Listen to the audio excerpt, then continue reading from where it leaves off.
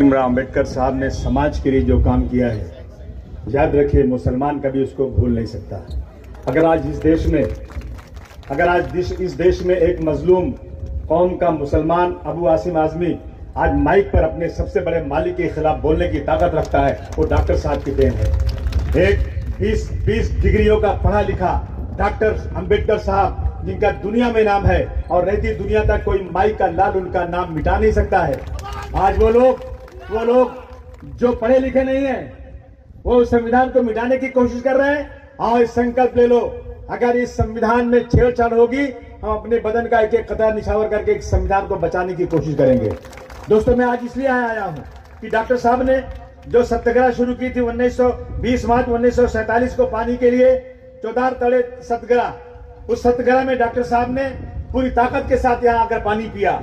और यहाँ के ब्राह्मणवादी लोग, यहाँ के वो लोग जो दलितों के खिलाफ थे, वो लोग जो शूद्र के खिलाफ थे, उन्होंने लड़ाई लड़ी, खून खराबा हुआ, लेकिन डॉक्टर साहब ने वो सत्याग्रह जारी रखी। जब यहाँ ये तय हुआ कि अब यहाँ पर जो मनुस्मृति को जलाया जाएगा, उसके लिए एक बड़ी जगह की जरूरत थी। हमारे भाइयों के पास जगह नहीं थी, तो मुझे बहुत ही खुशी के साथ कहना पड़ता है, उस वक्त यहीं के रहने वाले फतेह खान साहब जो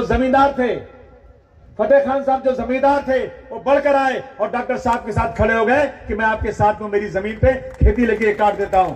मैं आपको यकीन दिलाता हूं, एक मुसलमान का बच्चा आपको यकीन दिलाता है, आपकी इस लड़ाई में अबू आसिम अपनी जान भी देने को तैयार है, लेकिन इस देश के संविधान में छेड़छाड़ नहीं चलेगी। आज भी मनुस्मृति के लोग उसी तरह धर्म के नाम पर आज जो लोगों के साथ कर रहे हैं। मैंने असेंबली के बाहर कोई ऐसी बात नहीं बोली। छत्रपति शिवाजी महाराज की जय जय बोलता हूं, मैं संभाजी महाराज की जय जयकार हमेशा बोलता हूं। मैंने उनके खिलाफ एक लफ्ज नहीं बोली, और जो भी उनके खिलाफ बोलेगा मैं उनके सामने लड़ने को तैयार हूं।